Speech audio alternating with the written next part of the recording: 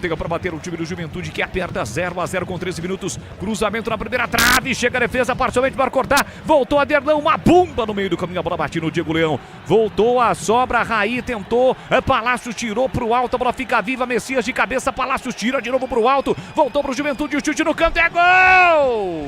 É gol, é gol, é gol, é gol, é gol, é gol, é gol, é gol, é gol, é gol, é gol do Juventude!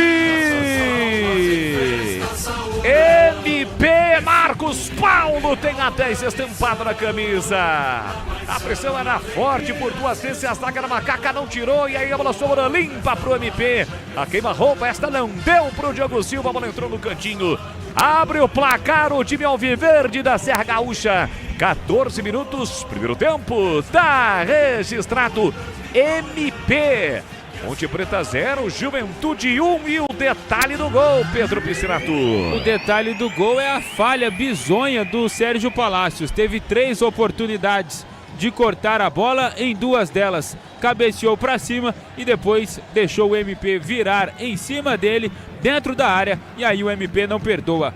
Marcos Paulo, camisa número 10, voltando a ser relacionado após uma preservação por controle de carga. MP marca o seu segundo gol nesta Série B, Leandro Borges. Altemir Gomes, o da palavra